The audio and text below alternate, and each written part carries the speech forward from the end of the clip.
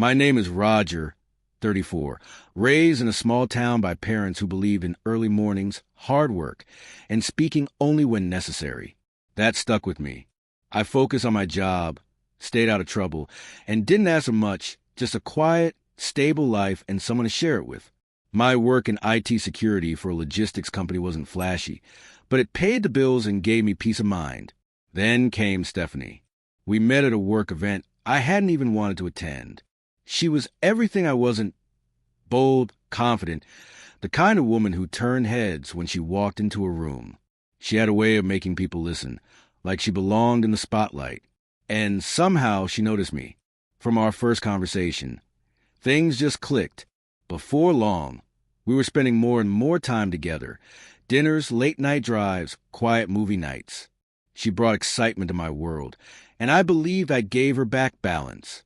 She made me feel like I was enough, just as I was. Looking back, I think I needed to believe that more than she actually meant it. Everything moved fast. Within 6 months, we were living together. A year later, I proposed. Stephanie worked as a lifestyle consultant, helping people refine their image, build their personal brands. Things that always felt a little vague to me, but she was good at it. She had a way of selling ideas, including the idea of us. At first, her energy was thrilling. Over time, though it started to weigh on me, little comments chipped away at me. Criticizing my wardrobe, teasing me about my car, rolling her eyes whenever I talk about my job. One night at dinner, she laughed and said, "If I hear the word firewall one more time, I might lose it." She brushed it off as a joke, but it didn't feel like one. Still, I told myself I was overreacting. She was just blunt, stylish, direct. Maybe I was too sensitive. When wedding planning started, she took the reins.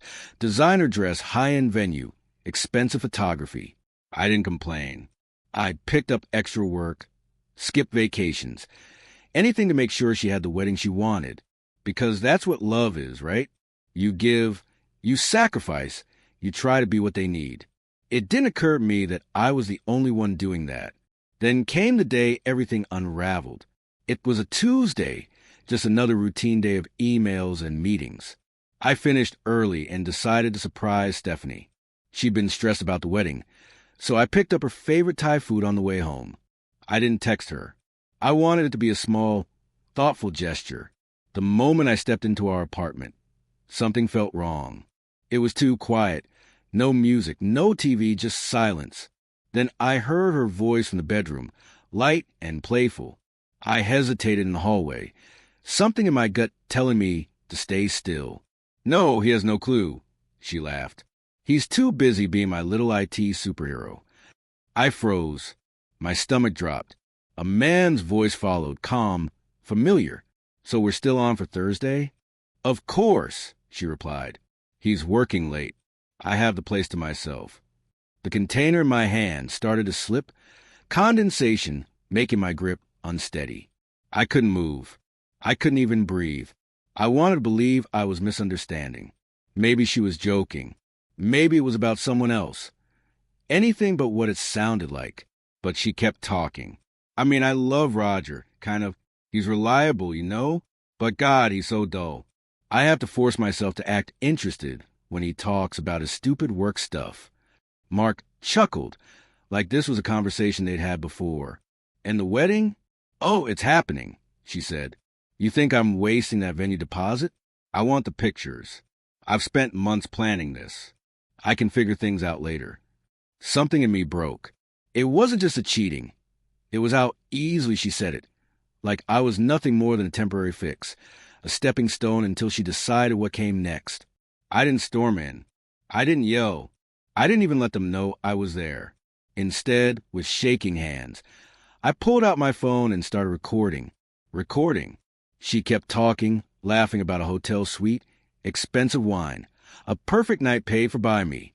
The way she said it, like I was a fool, like it was all just a game. I let it record a little longer before slipping my phone back into my pocket and quietly walking out the door. By the time I made it back to my car, the bag of food was still in my hand. I sat in the driver's seat, staring at the dashboard, unable to move. I must have sat there for an hour, trying to process how everything I thought was real had just disappeared. The windows were up, no music, no calls, just silence. That was the moment everything shifted. Not later, not in the middle of an argument, but right there, sitting in my car with dinner in my hands for someone who had just admitted to another man that she was using me. I didn't confront her right away, though. Every time I looked at her, I had to fight the urge. I knew if I spoke too soon, she would twist the narrative, turn it into something else, cry, deflect, somehow make me the villain. But I didn't want just another fight. I wanted the truth to hit where it would hurt. So I stayed quiet. If I was going to end this, I needed time, space, and a plan. Those next few days felt unbearable. I went to work, came home, kissed her on the cheek like nothing had changed, all while feeling like I was falling apart inside.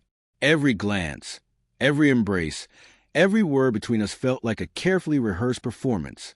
Meanwhile, I was collecting everything, recordings, phone logs, even cross-checking her calendar.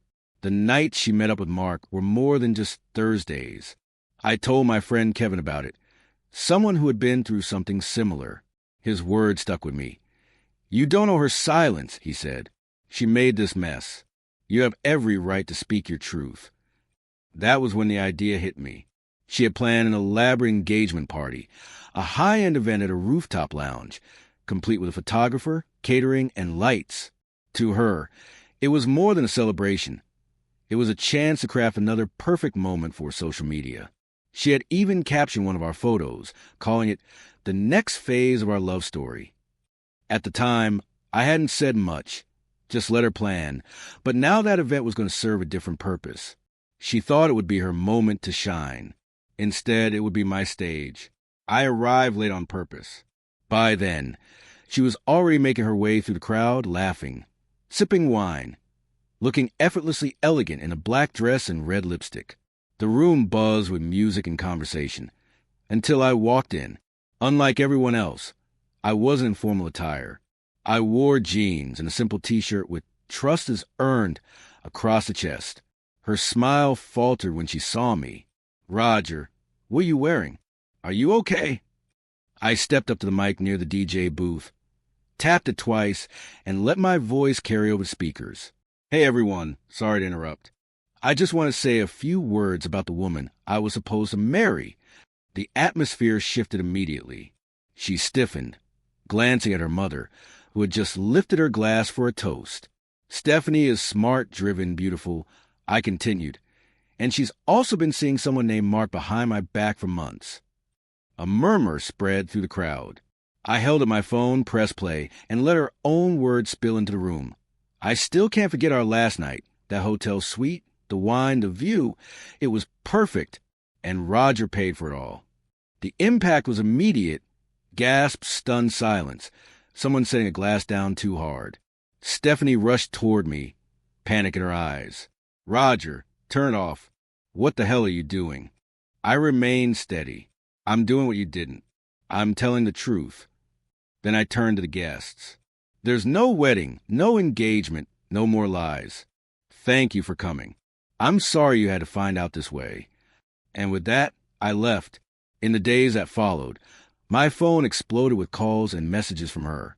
At first, she pleaded, long texts filled with excuses, telling me I had misunderstood, that it wasn't what it sounded like. She insisted nothing had happened with Mark, that wedding stress had made her say things she didn't mean. Then came the guilt tripping. "I was just joking. Don't you know me better than that?" When I didn't respond, her tone changed. The voicemail started, angry, frantic. "You humiliated me in front of everyone. You ruined my life. You're petty and cruel. You didn't have to do it like that." The shift from apology to blame happened so fast. It gave me whiplash. I blocked her number, changed the locks, updated every password, anything she might have access to.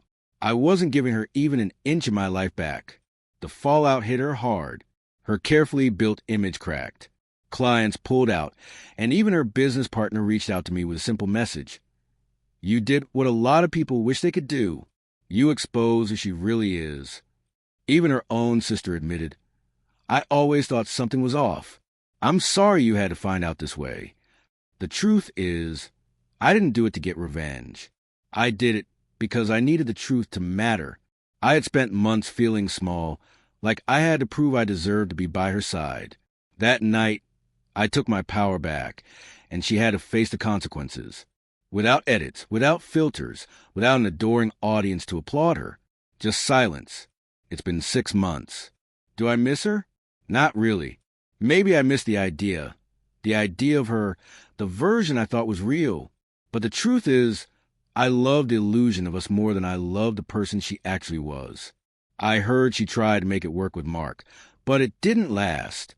Word is he bailed after a few weeks. Commitment wasn't really his thing. No surprises there. As for me, I sleep better now. I laugh more. I don't second-guess my worth when I talk about my job or pull up in my old Civic. I'm not looking to date anytime soon. Mostly, I'm rebuilding trust in myself. And if I've learned anything from all this, it's this. Pay attention to the quiet moments. When something feels off, listen to what someone says about you when they think you're not listening. Because love isn't just about grand gestures, fancy dinners, or curated Instagram moments. It's about respect. And when that's gone, no amount of effort, sacrifice, or forgiveness can ever bring it back.